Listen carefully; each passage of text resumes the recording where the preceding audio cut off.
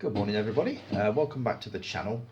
I'm here today to talk about a movie that it's taken me 50 years to catch up with. It's a classic made in 1972.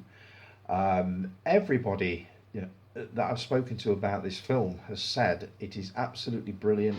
They've got very, very fond memories of it. So I thought it was about time that I gave it a go.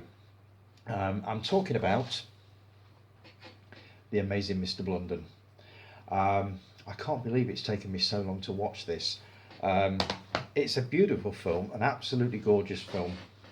It was directed in 1972 by Lionel Jeffries, who the previous year directed The Railway Children, and before that he was a character actor in a lot of movies, including Chitty Chitty Bang Bang. You still have to be careful how I say that.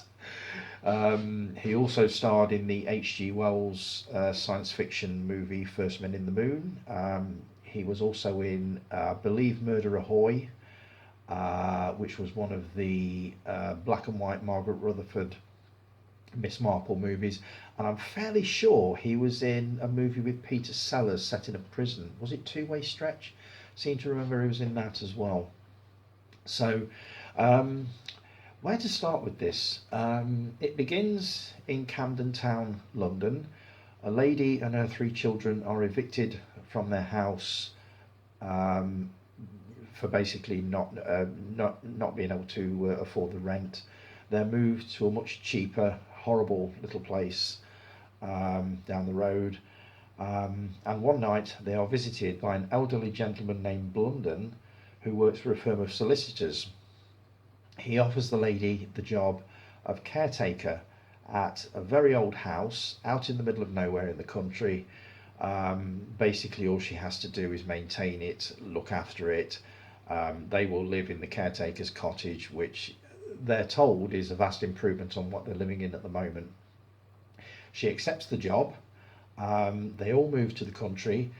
The mansion is a little bit dilapidated, the same as the caretaker's cottage, but they take the job on, and this is where it starts to get interesting.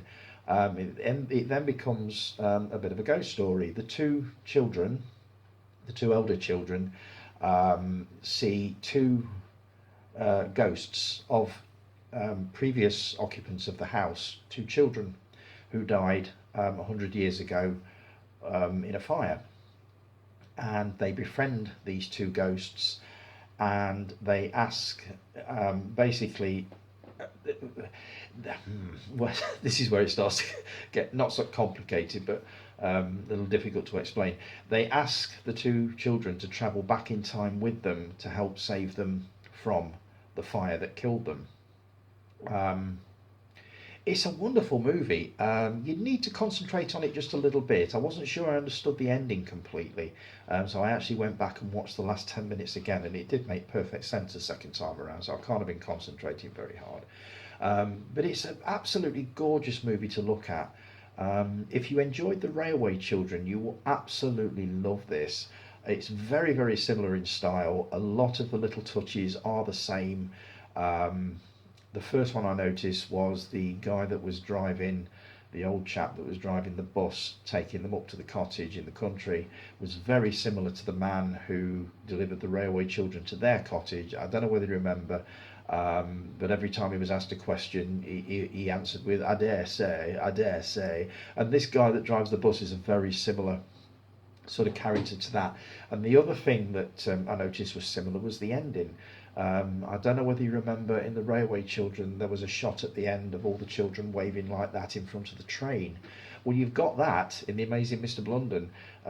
All of the actors basically come onto the screen 1 or 2 at a time and basically say goodbye, thanks for coming to the cinema, hope you've enjoyed the film. It was a really, really nice personal touch. I think it's lovely. I don't know whether Lionel Jeffries would have done that with any other type of film, but his family films, I'm surprised, mind you, with Chitty Bang Bang, he was just an actor in that, he wasn't actually directing it, but I get the feeling if he'd have directed that, it might have ended the same. But I thought that was a really nice personal touch. I thought that was lovely. And the actors you've got in this, You've got, let me just go through the cast list here just very quickly. You've got Lawrence Naismith, and yes, I have got it on a screen in front of me because my memory is so terrible. Lawrence Naismith, who I remember as the judge from The Persuaders, the Roger Moore, Tony Curtis show. You've got Madeline Smith, who starred in a lot of the early 70s vampire movies, I believe stuff like Twins of Evil, Countess Dracula, that kind of thing. So she's in there. You've got Paul Eddington, who plays a priest. He went on to play Jerry Ledbetter, husband of Margot Ledbetter in The Good Life. Anybody else in there? Eric Chitty, who played, he was also in Please Sir as one of the old teachers. Mr. Can't remember his name. But the standout performance in this has to be Diana Dawes. Oh my God, what a part to get your teeth into. She plays the housekeeper, who's also the mother-in-law of the owners of the house, Mrs. Wickens. What an absolute, complete and utter dragon. She plays it absolutely brilliantly. If you don't remember anybody else in this film, you cannot forget the character of Wickens, the housekeeper. She's absolutely superb, as she is in everything she did. I'm looking forward to watching her in another movie that I've got earmarked to watch called Deep End. She was in that. She also made a lot of TV series in the 70s, but this was one hell of a performance. Stands out head and shoulders above all the others. Not that the others are bad performances, they're all brilliant, but Diana Dawes just stands right out. So the whole thing is shot beautifully. It looks gorgeous. It's got that lovely early 70s feel to it. It's a ghost story. It's got Christmases in there. It's got elements of time travel, which reminded me vaguely of the 1980 movie Somewhere in Time, starring Christopher Reeve and Jane Seymour. It had a slight feel of that to it, but if you've seen Somewhere in Time, you'll know what I mean. And as I say, this movie is a firm favourite with everybody that I'm of a certain generation that I know have seen it. I've already had some remarks on the Facebook group of people that have been to see it at the cinema when it first came out. That's my one regret, is that I didn't get to see it on the big screen. It must have looked gorgeous at good old Burton Odeon. But I know it's a firm favourite of Caroline Kay's, Bridget Swift, Judy Croft. They've all enjoyed it, and as I say, everybody of a certain age will love this movie. I 100% recommend it. It is definitely going on my to watch Christmas list, and it will be dragged out before then, I'm sure it will, because I would really, really like to see it again. But as I say, it is beautiful to look at. The mansion itself is a gorgeous place. It's the kind of country house you would just love to live in. Peaceful, quiet, haunted, that kind of thing. But yeah, the whole thing is beautifully done. Lionel Jeffries got the best performances he possibly could out of all the actors, including the kids, especially the kids. And I don't think you can go wrong with it. I would highly, highly recommend it. If you're one of the few people that have not seen it, I would definitely recommend it 100%, and I can't wait to watch it again. Loved it, loved every second. As for the Blu-ray itself, you've got some very nice original artwork on the front, and a few extras on the back. Interviews with the stars. I've just watched one, an interview with the young girl that played Sarah Latimer, who's obviously now about 60 years old.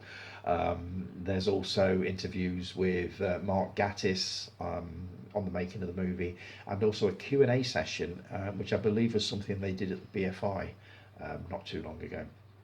So, and the film itself, the transfer itself on the Blu-ray, it looks beautiful. The image is crisp and clear. The sound is gorgeous. The music soundtrack, the score is just gorgeous. It's just beautiful. Everything about this film is perfect, and my only regret is that it's taken me 50 years to finally get around to watching it, but better late than never. Right, hope you've enjoyed the review. If you've enjoyed the video, just give us a thumbs up and also subscribe. That would be absolutely amazing, and I will talk to you all again very, very soon. And don't forget, The Amazing Mr Blunden. If you haven't seen it, go for it. You will not regret it. Talk to you all again soon. Ta-da.